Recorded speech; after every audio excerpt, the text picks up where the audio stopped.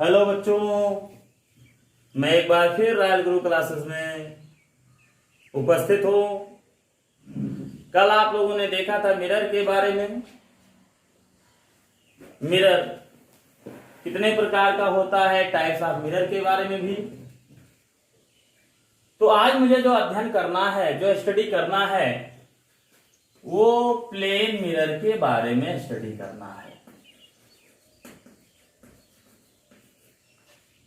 Plane mirror का जो हिंदी में अर्थ होता है वो होता है समतल दर्पण।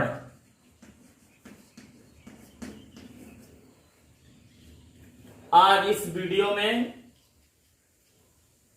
प्लेन मिरर से संबंधित जितने भी क्वेश्चन पुटअप होते हैं,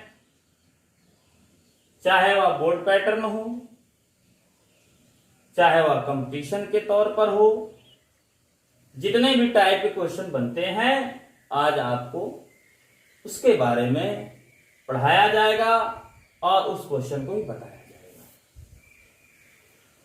आप लोग याद करिए कल वाले वीडियो में कि मैंने बताया था कि जिस पृष्ठ को चमकदार बनाया जाता है वही दर्पण कहलाता है। जैसे समतल पृष्ठ को चमकदार बनाओगे समतल दर्पण, उत्तल पृष्ठ को चमकदार बनाओगे उत्तल दर्पण, और अवतल पृष्ठ को चमकदार बनाओगे तो अवतल दर्पण। तो समतल दर्पण की परिभाषा देखिए, वह दर्पण जिसका परावर्तक पृष्ठ आप लोग जानते होंगे, जिस पृष्ठ से क्या होती है परावर्तन की घटना, उसे कहते हैं रिफ्लेक्टेड सरफेस। तो वह दर्पण जिसका परावर्तक पृष्ठ क्या हो, समतल हो, वह दर्पण जिसका परावर्तक पृष्ठ समतल होता है, समतल दर्पण कहलाता है। एक क्वेश्चन इसमें और बनता है कि व्यवहारिक रूप से किस दर्पण का प्रयोग सबसे ज्यादा किया जाता है। व्यवहारिक रूप से किस दर्पण का प्रयोग सबसे ज्यादा किया जाता है। आप लोगों को पता होगा सभी के घर में दर्पण है, समतल दर्पण सभी के घर में होगा, और जानते हैं कितनी संख्याएं हैं अपने देश की, और जितने संख्या है, जितने घर होंगे उन सबके यहाँ प्लेन मिरर होगा, उसमें अपना चेहरा देखते हैं। तो स्पष्ट होता है कि व्यवहारिक रूप से समतल दर्पण का प्रयोग सबसे ज्यादा किया जाता है। अगर एक क्वेश्चन आ जाए कि व्यवहारिक रूप से किस दर्पण का प्रयोग सबसे ज्यादा किया जाता है, तो क्या बताओगे? समतल दर्पण। ये हो गया प्लेन मिरर। देख रहे हैं, ये रहा इसका परावर्तक पृष्ठ, और छोटी छोटी रेखाएं आप लोगों को मालूम है, पहले से याद कराया कि ये कलय युक्त भाग है, और इस पर ये प्रकाश किरणें क्या हो रही है? इंसिडेंट हो रही है, और इंसिडेंट होने के बाद क्या हो रही है? रिफ्लेक्टेड हो रही है। तो मतलब ये जो पृष्ठ है ये क्या है? समतल है। तो समतल पृष्ठ क्या है? चमकदार है, इसलिए क्या बन गया? समतल दर्पण। तो वह दर्पण जिसका परावर्तक पृष्ठ समतल होता है, समतल दर्पण कहलाता है। फिगर बना लीजिए। आइए अब हम लोग समतल दर्पण से संबंधित कुछ इंपॉर्टेंट बातें जाने, कुछ इंपॉर्टेंट बिंदु हैं। तो समतल दर्पण से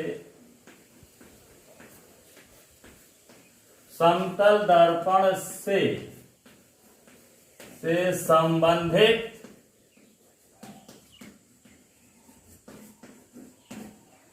महत्वपूर्ण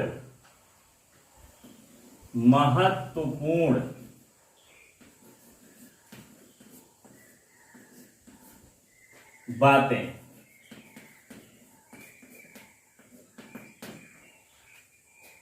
तो पहला पॉइंट हम लोग देखेंगे, क्या महत्वपूर्ण बातें हैं। सबसे पहला पॉइंट है समतल दर्पण की वक्रता कर्वेचर, समतल दर्पण की वक्रता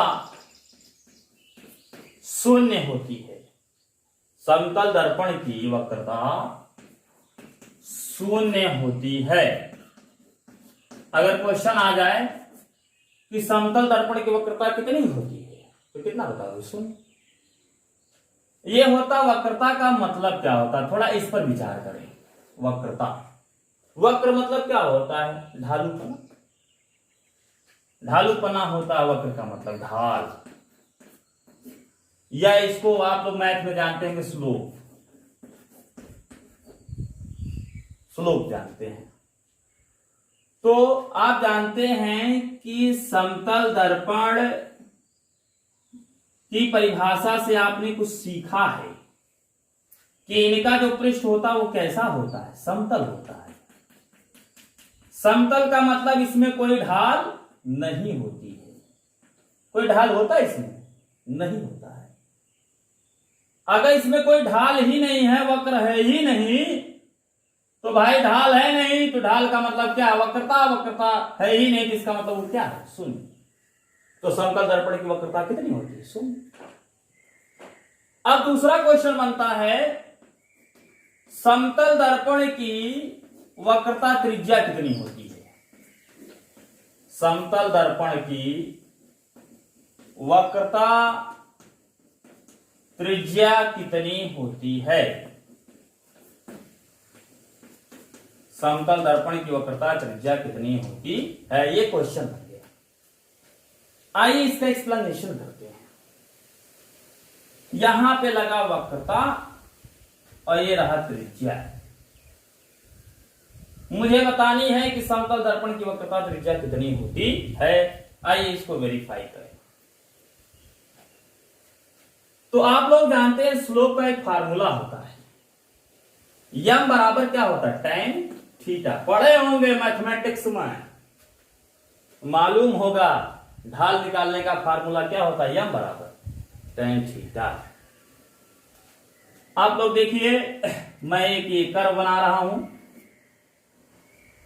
ये इसका रेडियस है, ये इसका सेंटर रहा, ये इसका क्या है? रेडियस। और एक ढाल यहां भी बना रहा, एक कर्व यहां भी बना रहा हूं, यहां से इसका ये रेडियस है, ये स्मॉल आर है, और ये यहां से लेकर यहां तक क्या है? कैपिटल आर है। अगर हम इस पहले वाले कर्व की बात करें और दूसरे वाले कर्व की बात करें तो इसमें आप इनका ढाल देखिए, इनका झुकाव देखिए। ये अगर यहां पे हम एक स्पर्श रेखा खींचे, ये इनके बीच एक एंगल बनता है और इनके बीच एक हम खींचे तो क्या बनता है? एक एंगल ये बनता है। तो देखिए इनके बीच एंगल क्या है? ज्यादा है। थीटा का मान बढ़ता है तो यम का भी मान क्या होता है? बढ़ता है। और यहां थीटा का मान क्या है? कम है, तो यम का मान क्या होगा? कम है। तो इसका मतलब इसका ढाल क्या है? ज्यादा है, और इसका ढाल क्या है? कम है। मैथमेटिक्स ढंग से देखिएगा, क्योंकि इसका एंगल क्या है? ज्यादा, और इसका एंगल क्या है? कम। क्योंकि इसकी ढाल मुझे क्या दिख रही है? ज्यादा, और इसकी ढाल क्या दिख रही है? कम। ऐसा क्यों? क्योंकि इसका थीटा क्या है? ज्यादा है, और इसका थीटा क्या? कम। थीटा के बढ़ने पर यम का मान क्या होगा? बढ़ेगा। क्यों? क्योंकि tan का मान क्या होता है? बढ़ता है। तो अगर ढाल बढ़ रहा है तो इसका मतलब क्या? वक्रता बढ़ रही है। तो इसकी वक्रता बढ़ रही है तो इसका रेडियस क्या है? कम। और इसकी वक्रता कम है तो इसका रेडियस क्या है? ज्यादा। तो इसका मतलब मुझे समझ में आया कि वक्रता और वक्रता त्रिज्या में संबंध है। कैसा संबंध? उल्टा, रेसिप्रोकल है। इसकी वक्रता ज्यादा है तो इसकी वक्रता त्रिज्या क्या है? कम। और इसकी वक्रता कम है तो इसकी वक्रता त्रिज्या क्या है? ज्यादा है। तो मुझे रिलेशन मिलता है कि वक्रता त्रिज्या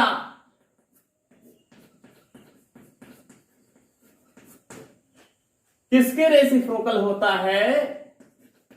वक्रता की। अगर वक्रता का मान बढ़ेगा तो वक्रता त्रिज्या का मान क्या होगा? घटेगा। अगर ये बढ़ेगा तो ये क्या होगा? घटेगा। अब ध्यान दीजिए, अगर हम यहां पर इसको बराबर बना लें, वक्रता त्रिज्या बराबर, यहां पे कोई कांस्टेंट जोड़ दीजिए। आपको जानते हैं फिजिक्स में जब ये साइन हटाया जाता है, ये चिन्ह हटाया जाता है, तो यहां पर बराबर का चिन्ह लगाना पड़ता है। वक्रता त्रिज्या बराबर के इंटू 1 वक्रता। जरा ध्यान दीजिए, समतल दर्पण के लिए लगाएंगे, समतल दर्पण के लिए, इसके लिए समतल दर्पण के लिए, समतल दर्पण के लिए देखिए वक्रता कितनी है, 0। समतल दर्पण के लिए वक्रता कितनी है बेटा, 0 है। इसे मान रखिए, तो वक्रता त्रिज्या बराबर k/0। और आपको मालूम है यदि किसी संख्या में 0 से भाग दिया जाए तो उसका मान क्या आता है, कितना आता है मालूम है, इनफाइनाइट आता है। तो अब आ गया, हमको मालूम हो गया वक्रता त्रिज्या बराबर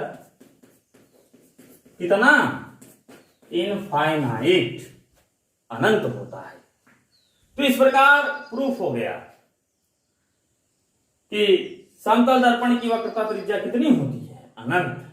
अगर पूछेगा कैसे होता है तो हम उसको प्रूफ करके दिखा देंगे। लेकिन आप लोगों के लिए सबसे ज्यादा इंपॉर्टेंट, इस पर ट्रिपल स्टार लगाइएगा क्योंकि ये बहुत इंपॉर्टेंट है। वक्रता बढ़ने पर वक्रता त्रिज्या क्या होती, घटती है। Radius of curvature, plane mirror की रेडियस ऑफ कर्वेचर कितनी होती है, तो आप बताएं कितना होता है, इनफाइनाइट होता है। अगर ओनली केवल कर्वेचर पूछेगा तो क्या बताओगे, 0 होती है। दूसरा क्वेश्चन बेटा ध्यान देना है, दूसरा क्वेश्चन बनता है, ये 2 पॉइंट नोट कर लीजिए। तीसरा पॉइंट देखना है क्या क्या बनता है इसमें क्वेश्चन। अब बात आती है समतल दर्पण की फोकस दूरी कितनी होती है। समतल दर्पण की फोकस दूरी कितनी होती है, फोकस दूरी कितनी होती है।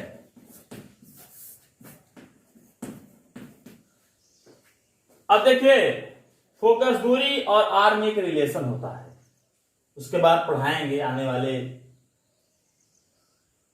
आगे जो टॉपिक आएगा उसमें आपको पढ़ाया जाएगा। वी नो डैट हम जानते हैं, क्या जानते हैं कि यह बराबर क्या होता, r/2 होता है। अगर दर्पण के लिए f और r में संबंध पूछा जाए तो यह बराबर कितना होता है, r/2 होता है। अब यहां पे हम इसी फार्मूले में समतल दर्पण के लिए निकालेंगे। समतल दर्पण, अगर शब्द लग गया समतल दर्पण के लिए, तो आप अपने दिमाग में r कितना बैठाते हैं, इनफाइनाइट।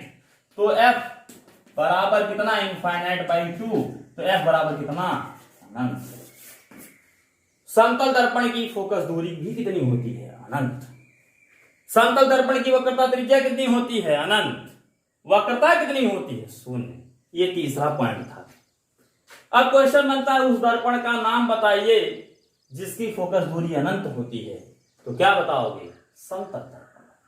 और अगर ऐसे आ जाए कि एक लेंस है, उसको द्रव में डुबो दिया जाए और उसकी फोकस दूरी अनंत हो जाए, तो पूछा जाए कि बताइए लेंस किसकी भांति व्यवहार कर रहा है, तो आप बताएंगे समतल प्लेट की भांति। इसको अपने दिमाग में जरूर बैठाइएगा क्योंकि लेंस वाले में आपको ऐसे ऐसे क्वेश्चन मिलेंगे कि f इनफाइनाइट आ गया, बताओ किसकी भांति व्यवहार करेगा, तो आप बताओ किसकी भांति, समतल प्लेट की भांति। तो आइए अब क्वेश्चन बनता है, एक बहुत बढ़िया क्वेश्चन है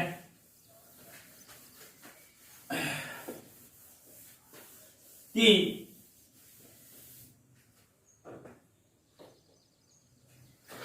समतल, यदि किसी समतल दर्पण के सामने यदि किसी समतल दर्पण के सामने d दूरी पर कोई वस्तु रख दी जाए, कितनी दूरी पर? d दूरी पर। यह समतल दर्पण है, इसके लंबवत कितना?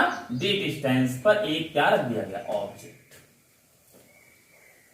तो पूछेगा कि बताइए उसका प्रतिबिंब कहां और कितनी दूरी पर बनेगा। ये क्वेश्चन बना कि समतल दर्पण से d दूरी पर एक ऑब्जेक्ट रख दिया जाता है तो उसका प्रतिबिंब कहां और कितनी दूरी पर बनता है। तो आइए इसके लिए हम प्रूफ करते हैं कि कहां और कितनी दूरी पर बनेगा। तो आप लोग जानते होंगे, कक्षा 10 में पढ़े हैं, V0 हम जानते हैं क्या? 1/f बराबर 1/v प्लस 1/u। यह दर्पण समीकरण है। 1/f बराबर 1/v प्लस 1/u। अगर हम समतल दर्पण की बात करें तो यहां पर उसकी फोकस दूरी क्या रखनी पड़ेगी? कितनी रखनी पड़ेगी? इनफाइनाइट। समतल दर्पण के लिए, समतल दर्पण के लिए f इक्वल टू कितना? इनफाइनाइट। इसमें रख दीजिए तो 1/इनफाइनाइट equal to 1/v plus 1/u।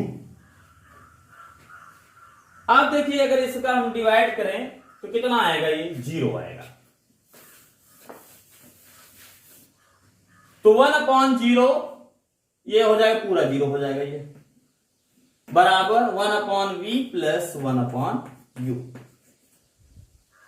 अब इसको इस साइड ले जाइए, ये क्या हो जाएगा? ये इधर प्लस इधर जाएगा तो क्या होगा? माइनस। भाई आप जानते हैं साइड चेंज होता है, साइन भी चेंज होता है।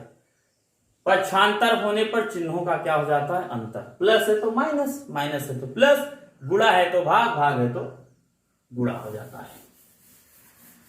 अब ये इधर ये प्लस इधर जाएगा तो माइनस होगा, ये हो जाएगा minus 1/u equal to 1/v। इसको पलट दीजिए तो कितना हो जाएगा बेटा? ये हो जाएगा v बराबर माइनस u। v क्या है? दर्पण से प्रतिबिंब के बीच की दूरी। u क्या है? दर्पण से वस्तु के बीच की दूरी। अब ध्यान दीजिए, दोनों आपस में क्या है? बराबर है, किंतु ये एक माइनस शब्द लगा है। अगर v प्लस होगा तो u क्या है? माइनस। अगर u प्लस होगा तो v क्या होगा? माइनस। मतलब ये एक दूसरे के क्या होंगे? विपरीत। और मान इनका क्या होगा? आपस में बराबर। तो अगर एक प्लस आया तो दूसरा क्या आएगा? माइनस। तो u का मान अगर प्लस होगा तो v का मान भी क्या होगा? निगेटिव। तो आप जानते हैं इधर की दूरी क्या होती है? पॉजिटिव। और इधर की दूरी क्या होती है? निगेटिव। और दोनों आपस में बराबर हैं और चिन्ह में क्या है? विपरीत। तो देखेंगे ये जितनी दूरी पर वस्तु रखी गई है उतनी ही दूरी पर क्या बनेगा? प्रतिबिंब। और कहां बनेगा? दर्पण के पीछे। बहुत इंपॉर्टेंट बात है। इसके दो तरीके हैं प्रूफ करने के, अभी एक तरीका और बताऊंगा। तो यदि किसी समतल दर्पण से d दूरी पर कोई वस्तु रखी जाती है तो उसका प्रतिबिंब दर्पण के पीछे उतनी ही दूरी पर बनता है। अगर कोई क्वेश्चन आ गया, मान लीजिए क्वेश्चन बना, एक समतल दर्पण दिया गया है। क्या दिया गया? एक समतल दर्पण। इससे एक वस्तु कितनी दूरी पर रखी गई है? 10 सेंटीमीटर की दूरी पर। कितनी दूरी पर रखी गई है? 10 सेंटीमीटर की दूरी पर। पूछेगा इसके द्वारा, दर्पण द्वारा वस्तु का प्रतिबिंब कहां बनेगा? तो क्या बताओगे? 10 सेंटीमीटर कहां? दर्पण के पीछे उतनी ही दूरी पर बनेगा। अगर दर्पण से 20 सेंटीमीटर की दूरी पर रखूंगा तो 20 सेंटीमीटर दर्पण के पीछे बनेगा। चलिए ये तो हमको मालूम हो गया कि अगर समतल दर्पण से d दूरी पर कोई वस्तु रखी जाएगी तो उसका प्रतिबिंब दर्पण के पीछे उतनी ही दूरी पर बनता है। इसका दूसरा मेथड देखिए। पहला मेथड ये रहा। दूसरा मेथड देखिए। हाँ बच्चों, आप लोगों से निवेदन है इस चैनल को कृपया करके सब्सक्राइब करें और सब्सक्राइब करने के बाद एक बेल आइकन आएगा, उसको दबाइए, जिससे आपके पास लेटेस्ट से लेटेस्ट वीडियो आपके पास पहुंच सके, नोटिफिकेशन आपके पास जाएगा। और ध्यान दीजिए इसका सेकंड मेथड क्या है। आप लोगों को मैंने पहले ही बता रखा था कि अगर कोई वस्तु हमको दिखती है तो वह परावर्तन दिखा देती है। मतलब जब परावर्तित किरणें हमारी आंखों पर पड़ती हैं तो वस्तु हमें दिखाई पड़ती है। यह दर्पण रहा। देखिए यहां से वस्तु से चलने वाली प्रकाश की किरणें, वस्तु से प्रकाश किरणें क्या हो रही है, चल रही है। अब यहां पर हम क्या खींचेंगे बेटा, लंब खींचेंगे। क्या खींचेंगे, लंब। लंब खींचने के बाद आप ध्यान दीजिए ये एंगल क्या बन रहा है, आपतन कोण। तो जितने एंगल से इस पे टकराएंगे उतने एंगल से ये जाएंगी। ये नॉर्मल है। अगर ये एंगल थीटा होगा तो ये भी एंगल क्या होगा, थीटा। ये परावर्तित किरण है।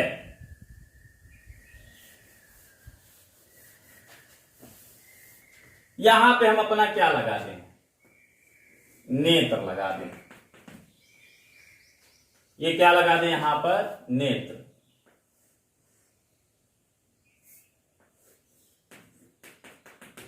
नेत्र लगा दिए।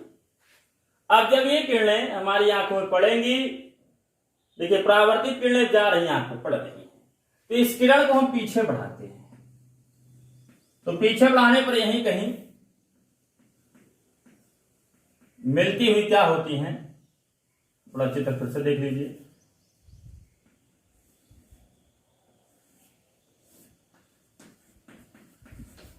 मिलती हुई क्या हो रही हैं, प्रतीत हो रही हैं। यहां पर क्या बन रहा है, इमेज। और जहां पर किरणें मिलती हुई प्रतीत होती है तो वहां पर कैसा प्रतिबिंब बनता है, आभासी। कैसा प्रतिबिंब बनता है, आभासी। ये बिंदु जैसा क्या है, वस्तु है, तो बिंदु जैसा ही क्या बन रहा है, प्रतिबिंब। तो यहां पर एक इंपॉर्टेंट पॉइंट और लिख लीजिएगा, समतल दर्पण द्वारा प्रतिबिंब कैसा बनता है। समतल दर्पण द्वारा प्रतिबिंब आभासी, सीधा तथा वस्तु के बराबर बनता है। तथा वस्तु के बराबर बनता है। समतल दर्पण द्वारा प्रतिबिंब कैसा बनता है, क्या बताओगे, आभासी, सीधा तथा वस्तु के बराबर बनता है। आइए हम इस टॉपिक पे चलते हैं। ये क्या है, आपतित किरण। यहां ये आपतन बिंदु बना, यहां पर मैंने क्या किया, लंब खींच लिया। आप लोगों को पहले ही बताया गया था कि लंब हम कहां से खींचते हैं, लंब हम आपतन बिंदु से खींचते हैं। और वो लंब कैसा होना चाहिए, पृष्ठ के लंबवत। तो ये क्या बन गया, अभिलंब बन गया, नॉर्मल बन गया। तो अभिलंब और आपतित किरण के बीच बने कोण को आपतन कोण कहते हैं। और ये क्या है, परावर्तित किरण है।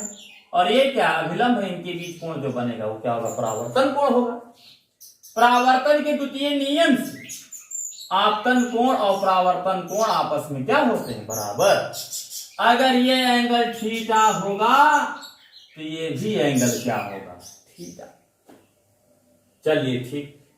आप देखिए, ये देखिए, ये और ये एक दूसरे के क्या है, समांतर। और ये क्या है, तिर्यक।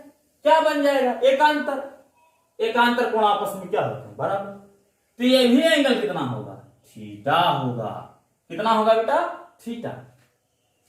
ये कितना बन रहा है, 90 डिग्री।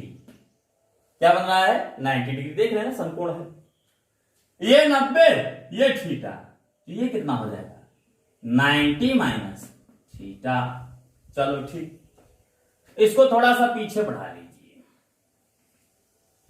अब ध्यान दीजिए, अगर ये एंगल थीटा है तो ये भी एंगल क्या होगा, थीटा। ये दोनों क्या है, आपको दिख रहा है, शीर्षाभिमुख कोण है। शीर्षाभिमुख कोण आपस में क्या होते हैं, बराबर। अगर ये थीटा है तो ये भी क्या होगा, थीटा। और ये एक दूसरे के क्या है, समांतर। तो अगर समांतर होगा और ये तिर्यक होगा तो क्या बनेगा, एकांतर। एकांतर कोण आपस में क्या होते हैं, बराबर। तो ये थीटा है तो ये भी क्या होगा, थीटा होगा। ये क्या है, 90 डिग्री। ये थीटा, ये 90, तो ये क्या हो जाएगा, 90 माइनस थीटा। तो दोनों ट्रायंगल में देखिए, ये ट्रायंगल और ये ट्रायंगल देखिए दोनों आपस में। ये थीटा है तो ये भी क्या है, थीटा है। 90 है, 90 है, 90 माइनस थीटा, ये 90 माइनस थीटा। ये ट्रायंगल क्या हो गए, सिमिलरिटी शो कर रहे हैं। तो ये क्या हो जाएगा, कॉन्ग्रुएंट हो जाएगा ए प्रतिबंध से। तो होगा क्या, आप जानते हैं इनकी संगत भुजाएं आपस में क्या होंगी, बराबर होंगी। ये इसके बराबर होगा, ये इसके बराबर होगा, और ये क्या है बेटा, कम है। तो अगर ये डी डिस्टेंस पर है तो ये भी कितना होगा, डी डिस्टेंस पर। अर्थात अगर समतल दर्पण से डी दूरी पर कोई वस्तु रखी जाती है तो उसका प्रतिबिंब दर्पण से डी दूरी दर्पण के पीछे लगता है। ये रहा ये दूसरा। आगे देखते हैं, समतल दर्पण का रेखीय आवर्धन कितना होता है। अगला क्वेश्चन, समतल दर्पण का रेखीय आवर्धन कितना होता है। रेखीय आवर्धन, लीनियर मैग्निफिकेशन, प्लेन मिरर की लीनियर मैग्निफिकेशन कितनी होती है, रेखीय आवर्धन कितना होता है। ये क्वेश्चन बना। हम इसमें बहुत इंपॉर्टेंट चीजें हैं कि समतल दर्पण का रेखीय आवर्धन कितना होता है, समतल दर्पण की फोकस दूरी कितनी होती है। यदि समतल दर्पण से डी दूरी पर कोई वस्तु रख दी जाए तो उसका प्रतिबिंब कहां बनेगा, कितनी दूरी पर बनेगा, और समतल दर्पण का प्रतिबिंब कैसा बनता है, और समतल दर्पण की वक्रता कितनी होती है।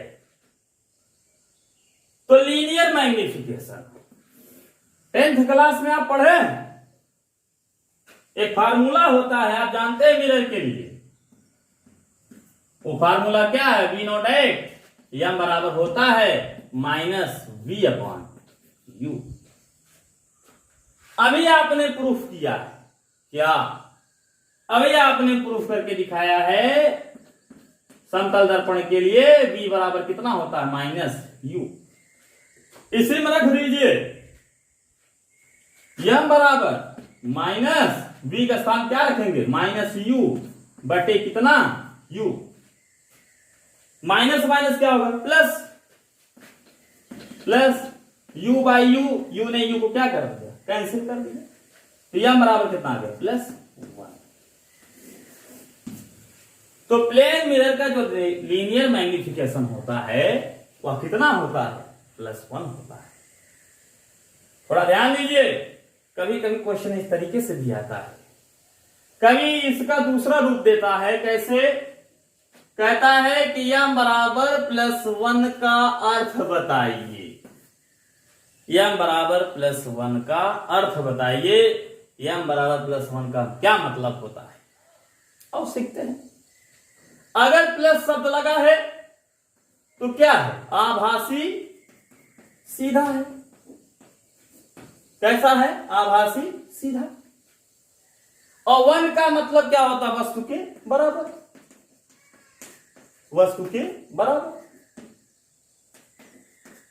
तो यम बराबर जो +1 का अर्थ है उसका मतलब क्या है, प्रतिबिंब जो बन रहा है वह कैसा बन रहा है, आभासी सीधा तथा वस्तु के बराबर।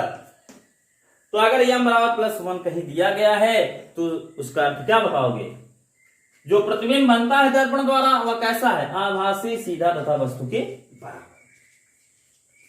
तो एक बार फिर बच्चों मैं आपको दोबारा बता देता हूं, दर्पण किसे कहते हैं, दर्पण कितने प्रकार का होता है।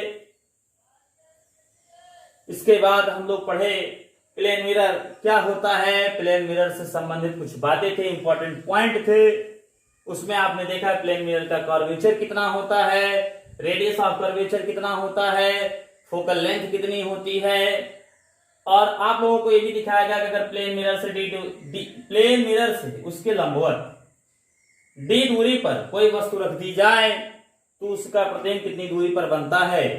तो आप लोगों ने देखा डी दूरी पर रखेंगे, दर्पण के पीछे उतनी ही दूरी पर बनता है, और समतल दर्पण का प्रतिबिंब कैसा बनता है, आभासी सीधा वस्तु के बराबर बनता है। समतल दर्पण का रेखीय आवर्धन कितना होता है, समतल दर्पण का रेखीय आवर्धन +1 होता है। अब बच्चों आप लोगों के लिए एक और सूचना है कि अगर आप अपने मोबाइल में नोटिफिकेशन पाना चाहते हैं तो इस चैनल को सब्सक्राइब करिए और बेल आइकन को दबाइए, और लोग ज्यादा से ज्यादा लोगों के पास इस चैनल को पहुंचाने का कृपा करें, जिससे वो भी इस लॉकडाउन की स्थिति में घर बैठकर पढ़ सकें। और बस आज इतना।